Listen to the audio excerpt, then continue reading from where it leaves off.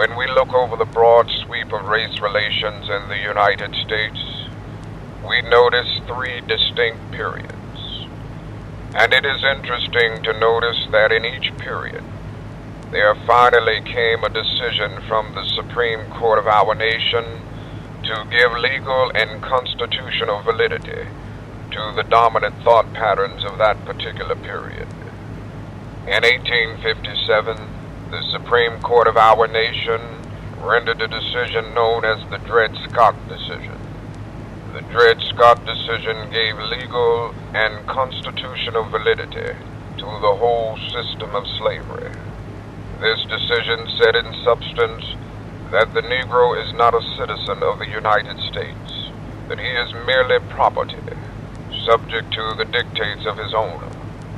It went on to say that the Negro has no rights that the white man is bound to respect. In 1896, the Supreme Court of the United States rendered a decision known as the Plessy versus Ferguson decision. This decision established the doctrine of separate but equal as the law of the land. But we all know what happened as a result of this period. There was always a strict enforcement of the separate, without the slightest intention to abide by the equal. And the Negro ended up being plunged into the abyss of exploitation, where he experienced the bleakness of nagging injustice.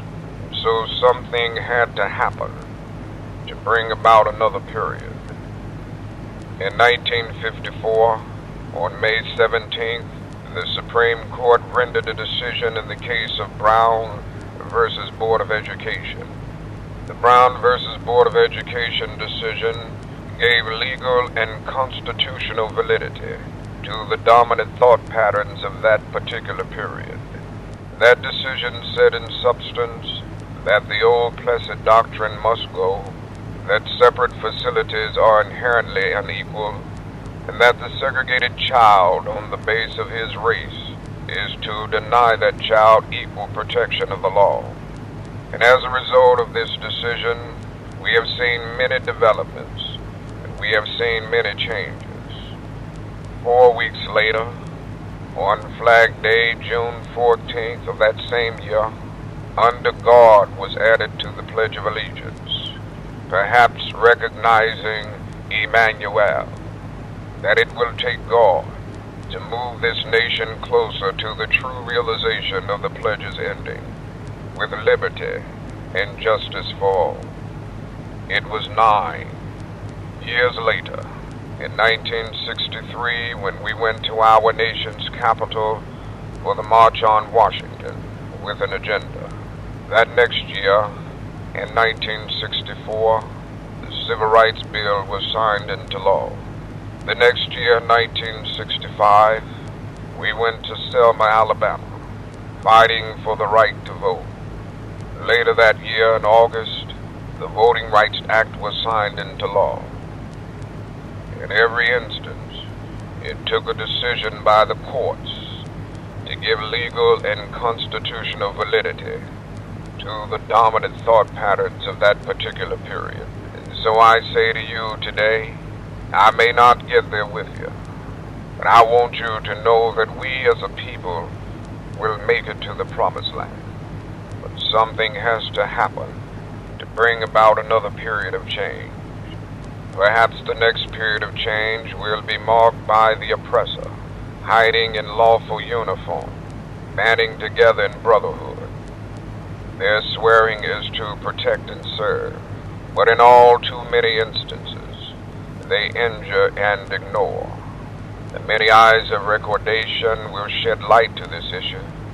It's like a boil that can never be cured, so long as it is covered up, but must be exposed with all of its pus-smelling ugliness to the natural medicines of air and light before it can be cured. Morality cannot be legislated, but behavior can be regulated. I guess it is true that the law can't make a man love me. Religion and education must do that. But the law can keep him from lynching me, and I think that's pretty important too. And so this symbol by which the oppressor clings to will be studied and recognized. And as history has shown us throughout these periods of change, it will take the courts to finally suppress the symbol that boastfully rebelled against its own nation. We have not made a single gain in civil rights without determined legal and nonviolent pressure.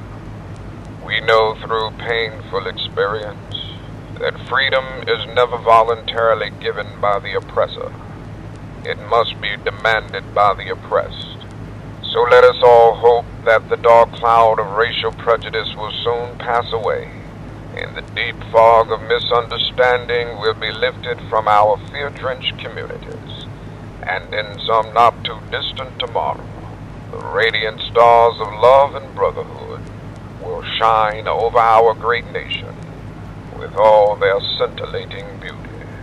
Yours for the cause of peace and brotherhood, Martin Luther King, Jr.